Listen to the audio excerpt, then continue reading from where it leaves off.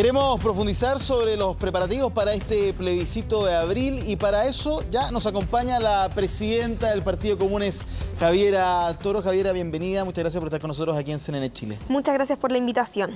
Es un gran desafío, dicen algunos, el que tiene el gobierno, hacer una campaña no solamente que genere esto de que la gente participe, sin duda muy importante, pero sino también que explique, porque las últimas semanas se ha ido enredando todo con respecto al plebiscito. No sé cuál es tu opinión, tu reflexión con respecto a ese tema. ¿En qué sentido? En que está el tema del financiamiento por un lado, el de las fechas, franja, ahora vamos a tener una campaña. Prácticamente cuesta mucho explicar realmente qué se nos viene. Entonces te pregunto a ti, ¿qué se nos viene realmente y si está o no enredada la cosa? Bueno, el plebiscito del 26 de abril es un momento muy importante que abre una oportunidad. Y yo creo que hay que dejar bien claro eso. Es una oportunidad para que la sociedad, para que el pueblo que se ha estado movilizando pueda empezar a definir nuestro propio futuro. Y en ese sentido me parece muy bien, ojalá que la mayor cantidad de personas participen y esperamos que la campaña del gobierno que estaban anunciando hoy día vaya en esa línea y no sea una campaña sesgada en una línea ni otra, sino que permita reconocer que esta oportunidad que tenemos no es porque se le ocurrió al gobierno o a los partidos políticos o algo de esas características, sino porque la sociedad se ha estado movilizando y dijo ya, basta ya. O sea, ya no podemos seguir con este país en el que no hemos sido nosotros los que hemos tenido la capacidad de decidir cómo vivimos. Ahora, y en ese no sentido, sea sesgada ni para el apruebo ni para el rechazo. Bueno, por supuesto. Yo creo que ahí es muy importante que el gobierno tiene todo el derecho, por supuesto, a tener su opinión al respecto, pero las instituciones estatales creo que tienen que estar a la altura. Y hoy día lo que se espera de toda la institucionalidad política, democrática, que esté a la altura de lo que está esperando la ciudadanía, que este sea un proceso verdaderamente democrático, verdaderamente participativo, donde tengamos esta oportunidad de empezar a escribir nuestra propia historia. Y Javiera, sobre eso mismo, ¿tú dirías que el gobierno hoy tú dirías que se ve una suerte de postura? Porque hay ministros que han planteado, ya no, porque hay una suerte de no esta orden de presidencia, pero en el tiempo escuchamos ministros que decían yo estoy por el apruebo, otros que decían lo estoy pensando o prefiero no referirme, pero sí es una buena oportunidad, como tú dices, en fin, pero hay otros que han planteado derechamente que no, que el gobierno quizás cambió de decisión, no sé, la especulación es gigantesca, pero ¿tú ves que este gobierno tiene opinión? ¿Está haciendo, comillas, campaña por una o por otra opción? Bueno, es evidente que en el interior de la coalición de gobierno hay diferencias sobre esto. Y el gobierno en ese sentido quizás ha sido un poco errático. Y lo que nosotros esperamos, más que una posición u otra, es que esté a la altura de garantizar este proceso y de garantizar la participación. Y en ese sentido, a veces el propio gobierno, los sectores del gobierno sí han jugado en contra. O sea, por ejemplo, hoy día tenemos la discusión que es muy importante en el Congreso, que lamentablemente no pudo avanzar durante enero, para asegurar que el proceso constituyente sea paritario, sea con la inclusión de pueblos originarios, con escaños reservados, y lamentablemente los sectores del gobierno se opusieron a eso en el Senado y quedó trabado un acuerdo que había sido muy difícil. No así el gobierno. Bueno, el gobierno también se tiene que hacer responsable por toda su coalición. Y por eso lo que yo digo es que han sido más o menos erráticos y ahí lo que nosotros esperamos es mayor decisión. Y por eso esperamos que los primeros días de marzo, por ejemplo, avance rápidamente y se garantice la paridad y la participación de los pueblos originarios en el proceso constituyente, porque eso también es una cuestión muy importante, porque con justa razón hay desconfianza en este proceso. Hay desconfianza porque la política durante años ha sido más bien excluyente. Entonces, si queremos que sea genuinamente un momento de apertura, un momento democrático, entonces entreguemos, abramos los espacios, aseguremos que sea un espacio paritario con participación de mujeres, que no estén los sectores que históricamente han estado excluidos de la toma de decisiones, no sigan excluidos esta vez. Perfecto. Tú, en las condiciones en que está el proceso constituyente, entendiendo que eso se tiene que resolver, si se resuelve, ¿te da garantías, te da confianza de que vamos a tener un proceso en el cual todas las partes van a tener una visión, en que nadie va a pasar por encima del otro, que se puede garantizar que sea un proceso democrático? Bueno, yo creo que sí, creo que las condiciones que se han ido construyendo hasta ahora, la posibilidad que se ganó, y quiero insistir, no gracias a los partidos, sino fundamentalmente debido a la presión social, de que tengamos un plebiscito donde podamos elegir si queremos cambiar la Constitución o no, y cuál va a ser la manera en que lo hagamos, y que una de las opciones es una convención constitucional donde el 100% de las personas van a ser ciudadanos electos exclusivamente para esto, es una oportunidad muy importante.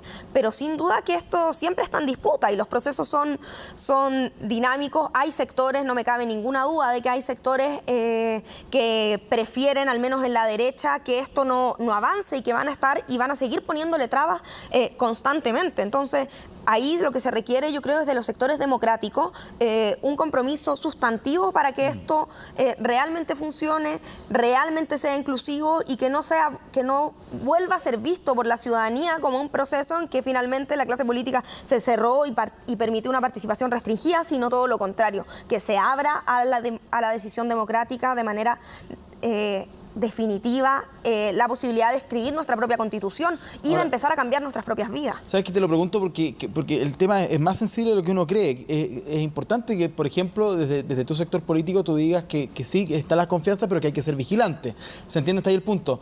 Pero también, y esta es la pregunta que te quiero hacer y ojalá se entienda bien, desde el sector que tú representas hay una suerte de presión súper importante. Ustedes vienen de sectores que están súper involucrados en lo que fue el movimiento estudiantil, ligados a movimientos y colectivos que están dentro de distintas federaciones y organizaciones estudiantiles, en las universidades, en los institutos, en fin, que son muchas veces o que representan sectores que están bastante más a la izquierda de lo que vemos, por ejemplo, en nuestro Parlamento o de lo que se discute a nivel nacional. Son otras lógicas muchas veces. También tienen otras lógicas que no corresponden a los partidos tradicionales, en fin. Con esto no estoy diciendo un sesgo a lo negativo, pero ese punto hace que muchas veces cuando ustedes pactan o cuando ustedes hacen ciertas alianzas, por ejemplo en este caso por el apruebo con partidos tradicionales, en fin, salta la duda, aparece la desconfianza. Lo que le ocurrió, y con esto termino, por ejemplo al diputado Boric, cuando finalmente un grupo de personas lo ataca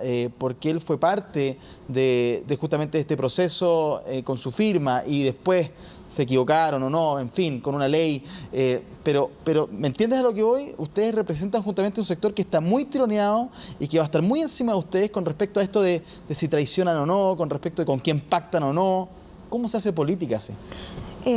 Bueno, por supuesto que hay tensiones. No sé si tú valías la tesis que te estoy dando. No, por supuesto que hay tensiones y diferencias y discusiones tácticas en el campo social, en el mundo de la izquierda, del que yo provengo, y esas yo creo que las tenemos que dar abiertamente. Y fundamentalmente yo quiero decir que yo entiendo completamente la desconfianza que hay hacia la política, la desconfianza, el miedo que hay de que, por ejemplo, este no sea un proceso que sea genuinamente transformador, porque tenemos 45 años de una política que ha sido lo contrario, que todos los acuerdos han significado retrocesos en vez de posibilidades de avance para la sociedad, de mayor inclusión, de mayores derechos. Entonces esa desconfianza yo la entiendo. Aún así, nosotros nos toca, proveniendo de ese sector, jugar un rol en la política y tratamos de hacerlo representando de la manera más genuina posible esos anhelos, esas demandas de la sociedad movilizada. ¿Les permite a ustedes, por ejemplo, cuando hacen política, si ven un sector como el PS, el PPD, pueden hacer una alianza con ellos por el apruebo? ¿Pueden quizás mirar incluso a partidos de centro-derecha que están por el apruebo? Mira, yo me alegro que hoy día, por ejemplo, toda la oposición política esté por el apruebo y haya estado de acuerdo, por ejemplo, todos los partidos políticos de oposición en aprobar el plebiscito a la Asamblea Constituyente que permitió viabilizar el acuerdo. Incluso sectores que durante 25 años gobernaron muy cómodamente bajo los marcos de esta Constitución y de este modelo. Entonces, yo me alegro que eso sea así y en la posibilidad que en los momentos que haya posibilidad de hacer acuerdos o, por ejemplo, de impulsar el apruebo y la Convención Constituyente en conjunto, lo vamos a hacer. Pero nosotros no hay problema. Pero yo no me pierdo. Nuestro compromiso está fundamentalmente con la sociedad movilizada. Hoy día yo sé que la oposición política, los partidos políticos que están en el Congreso son muy poco representativos de la mayoría de la sociedad y en ese sentido, qué bueno que podamos tener acuerdos, incluso aquellos que durante hace 3, 4 años no estuvieron dispuestos a hacer estos cambios y los vamos a tomar, pero nuestra alianza fundamental está con el mundo social, está con la gente que se está movilizando y voy a hacer como volver a ser categórica en esto, la posibilidad de que esto resulte, de que sea una verdadera posibilidad de cambio, yo creo que está dada porque la sociedad se siga movilizando, porque haya esa presión que haga que el proceso sea realmente abierto, que bueno, que gane el apruebo y la Convención Constituyente, pero además que la nueva Constitución sea el inicio de empezar a dejar atrás este modelo, no sea solo cambiar un papel por otro. Te quiero preguntar por la Constitución que quieres, pero antes, una de las opciones es el rechazo. ¿Qué pasa si gana?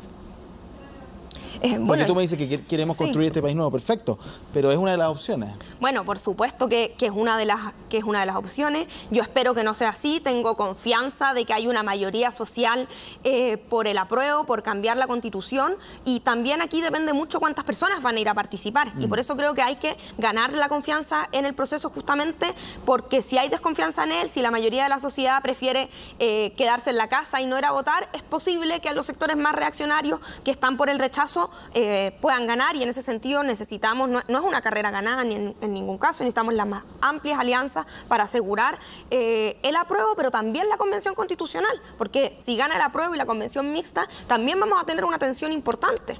Si tenemos un órgano que está compuesto en mitad por parlamentarios y solo parcialmente por ciudadanos que vayan a escribir la nueva Constitución. Ahora, una Constitución puede ser muy grande, hay otros países que las tienen más acotadas, el tema principal puede ser nuestro sistema político, democrático, de partidos, otros están más pendientes del tema de los derechos, por ejemplo, sociales o particulares, en fin.